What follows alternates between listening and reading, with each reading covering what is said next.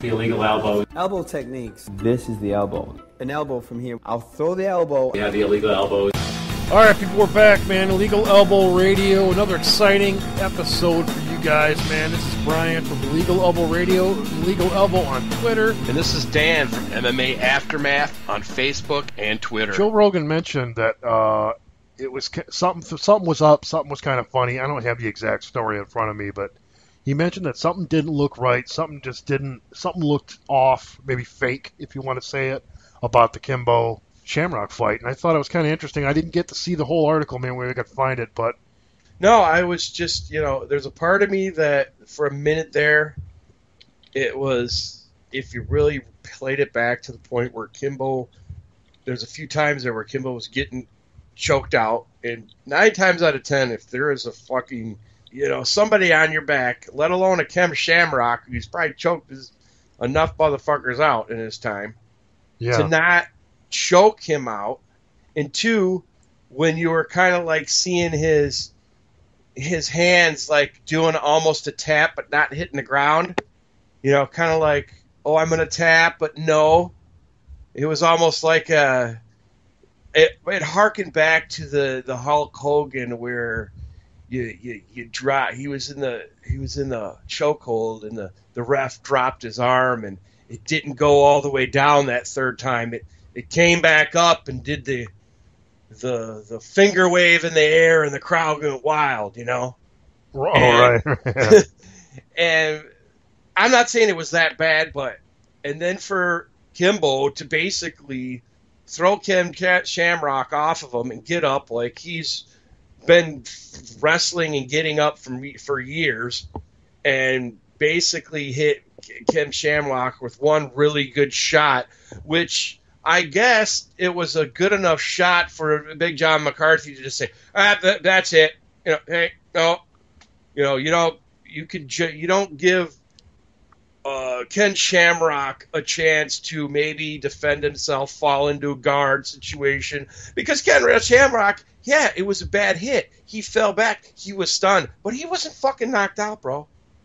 So yeah, no, I agree, and I'm kind of watching this, but I can't get the audio like we normally would. I could probably throw it in here in post or whatever, but Joe Rogan's basically got a 1:20 video about how this looks fake. That fight looked fake as fuck. There's a couple things I don't like about that fight. I don't like that clinch, that long clinch that they had where they were mouth to ear. They were mouth to each other's ears for a long one was really striking time. When Ken did take him down, he never hit him once. How about that? He never hit him. He had him down. He had him flattened out. He's not blasting him with punches. True. He's got him flattened out, and he's not hitting him. That doesn't make any sense. He's also 51. That's true. And a fighter 51. That's true. You're 100% correct. To me, it looked, the whole thing, the entrance looked so suspect because he was shaking everybody's hand. It didn't look like he was about to go to a fight. He was about to go put on a performance. The way Kimbo stopped Shamrock, that was real as fuck. I mean, he definitely his eye was fucked up. Cracked him. I agree. So maybe they made an agreement, and Kimbo said, I'm going to punch this motherfucker anyway. Yeah. But he did have him completely stretched out with what looked like a full rear naked choke. Am I wrong about that? Sort of, but he never went behind the head. He choked him, but he had it like on top of the head in some sort of a weird way. It was weird, man. Kimbo was able to just keep grabbing that. It's hard to choke guy out with one arm unless you're, you got to be a real motherfucker. Yeah. You got to be a monster. But Kimbo just kept grabbing the one arm, which is the right move to do, but I don't know, man. It was disturbing to me how easy Kimbo shook Ken off his back. Like, there's a lot of shit that I didn't like about it. It wasn't that great of a choke by Ken. I mean, he probably could have choked him out if he held it longer, but I'm guessing that he didn't want to wear himself out too much. He was fucking getting tired already because he's fucking so old. It's the only thing I can think of, really. Because I wouddn't go ahead and say it straight up fake like Joe is saying. Yeah, he's like how easily fucking Kimbo shucked Ken off his back. That's what I get back to the. Okay, last time we seen Kimbo, it was like this dude. He doesn't have it on the ground game. He doesn't have the hips. Is what I kept saying. All of a sudden, he's everybody. This is horrible for the simple fact is the the fucking Kimbo fanboys are going to come flying out of the woodwork in the next few weeks, okay, saying, I told you, man, I told you about Kimbo. I told you, man, you got to give him a shot. You got to give him a shot at the title. Shit like that. Or, no, and it sounds crazy to a lot of people, but watch social media. People will be saying, I told you, it was only a matter of time. I told you. Yeah, and Kimbo, being 41 years old, they're probably give him a shot, but it's like he's not going to find. He's going to get his fucking ass whooped again because people need to understand. You're going against Ken Shamrock. Ken Shamrock hasn't really had a legit fight in how long?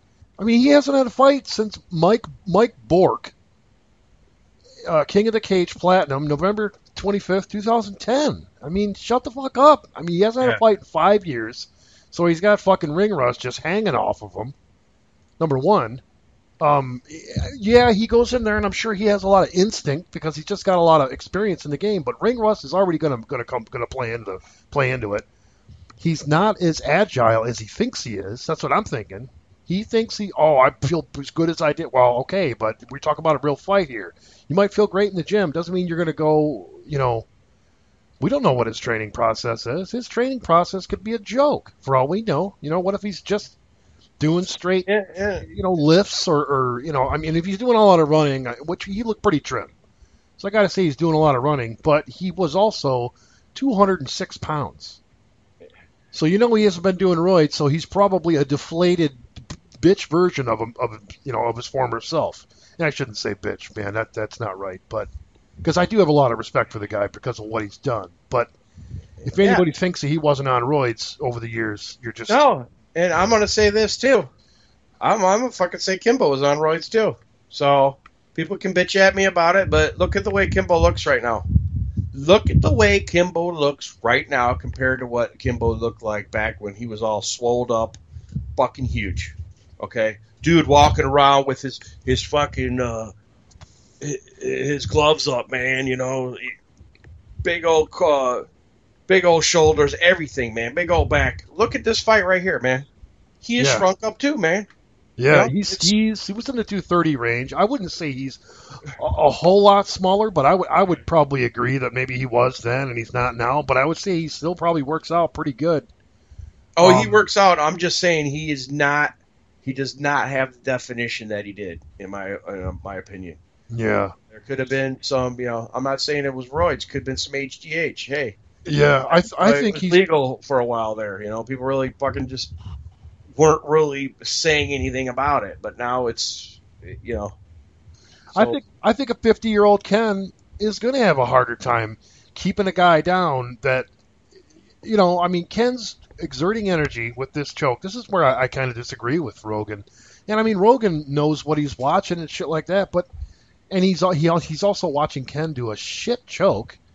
That's why he wasn't able to pull it off. It wasn't we could see it too. It was like both arms were crossed across his neck at one point. So he either let go of it way too early, which he probably did because he probably realized, okay, I'm wearing my arms out now. I'm going to be way too tired if I keep doing this.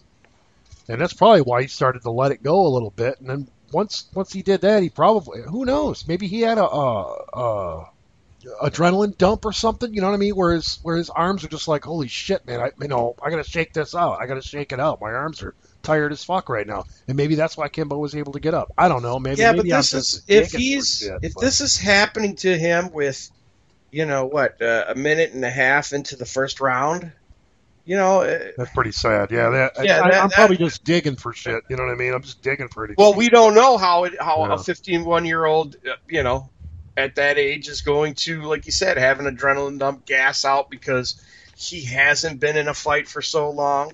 Yeah. There's a lot of emotions, but getting back to what Joe said coming in, it was like he was shaking everybody's hand like he was going in for a performance. No, whatever. But he was also contemplating this being his last fight too, so that could have been why he was shaking it. I do agree with taking Kimbo down and not striking on him when he was on top of him. Yeah, that was stupid. That was weird. Why wouldn't you fucking do that? That's fucking MMA 101 right away to anybody that just looks weird. It's just MMA 101. You're going to rain down some fucking hell. This isn't fucking Metamoris, okay? Yeah. He was fighting him like he was in Metamoris. So it's like, Okay, but I will say this. Joe Rogan has a fucking personal agenda. He has a fucking agenda. Okay, we know that. He works for UFC. You know, so we got to take that into account too. You know, so I think he's one of the it'd be more one thing honest if guys a when it fighter comes was to to it. say it, but with Joe Rogan saying it, there might be a little Hater Nation there, a little UFC carrying the shield around, fucking shit. You know what I'm saying? Yeah. So.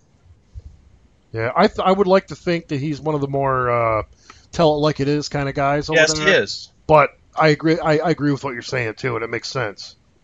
I just thought it was kind of interesting. You know what I mean? To say the least. I thought it was a pretty good night. You know, I didn't see it live, but I was able to go back and check out some of the fights because I don't have cable TV, so I couldn't see it on Spike. But there was a lot of fights on this card. But you know, as we go, you know, it was a stacked card full of a lot of guys you don't know. I'm trying to get up. You know, Michael Chandler looked great, man. Rear naked choke over Derek Campos. Daniel Strauss looked good. Bobby Lashley looked good, man, against Dan Charles. It was supposed did to he? be, yeah, but the knockout happened at round 2, TKO punches. Nice. But I mean, I don't know a whole lot about Dan Charles. I mean, he's been in Bellator for barely 4 fights, and it was two different runs in Bellator.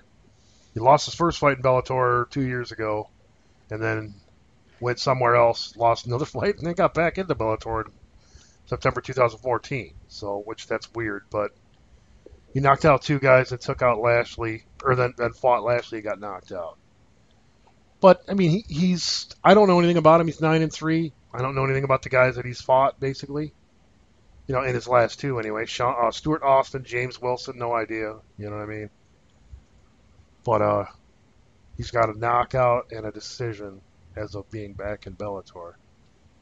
And like I said, I don't know anything about the guy, but and Lashley, you know, I think Lashley might be 10-3 or something like that, or 13-2. Okay. I haven't seen much out of Lashley in a while. You know, it's been his fights very far apart. Mm-hmm. I mean, almost a year ago he fought Carl Etherington or whatever. Yeah, I'd have to say Bellator moving forward. Like you've been talking about what's this new heavyweight guy coming up? You're talking about the one that's S or something like that. You talking about the one that's on the page? Damn, dude, this dude looks like a brick shithouse right now, dude. I'm watching him right now. This dude is fucking huge. How tall is he? Like 6'4"? 6'3", yeah, 6'3", 240 pounds. They say him in here. Oplot team knocked out Alexander Emelianenko. I mean, not that it's some amazing feat, but I mean, that dude had a good run. I think he's in prison now, isn't he? I wouldn't doubt it. Some of the shit he's done. Yeah, he's gotten into some big trouble. Gangster.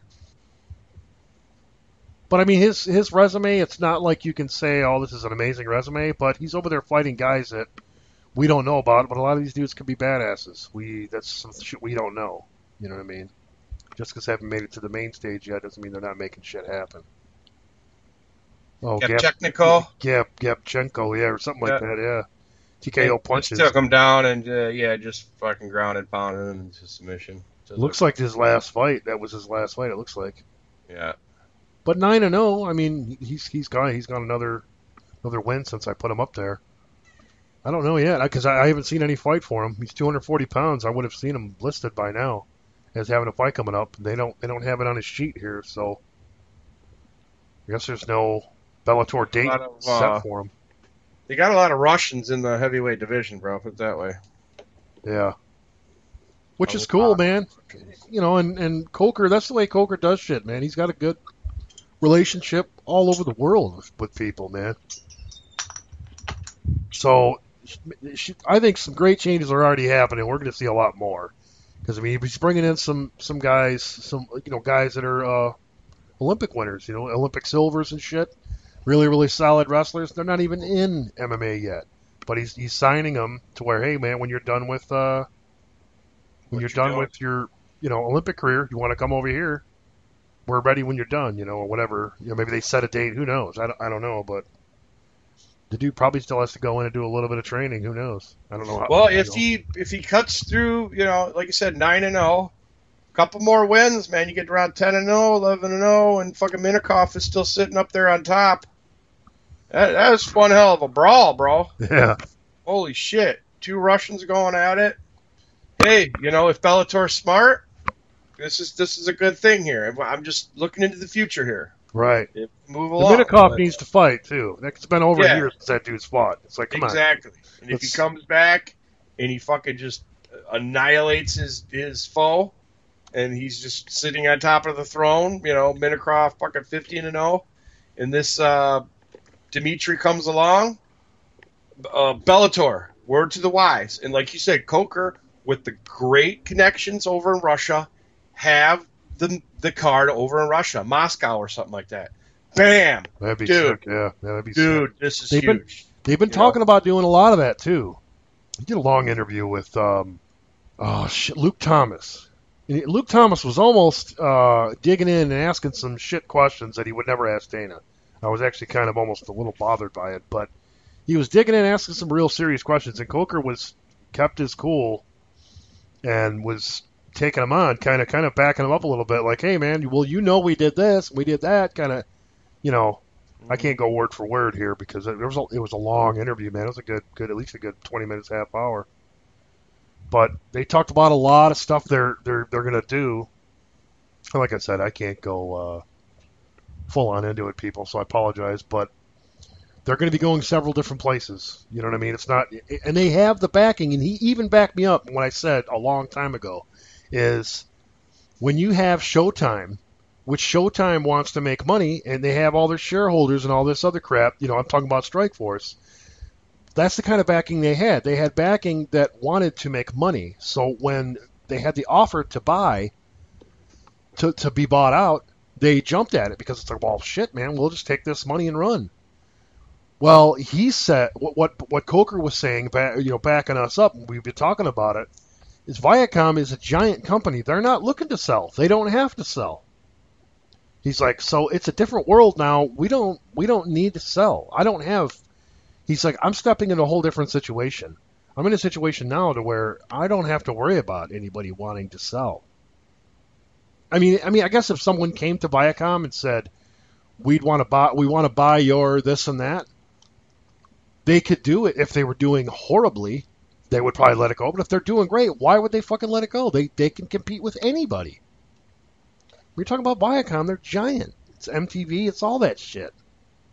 It's a much better thing for Bellator, and I would say at least, man, the next 2 years are going to be huge.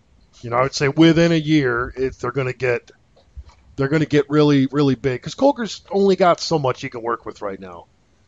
But he's starting the building process again.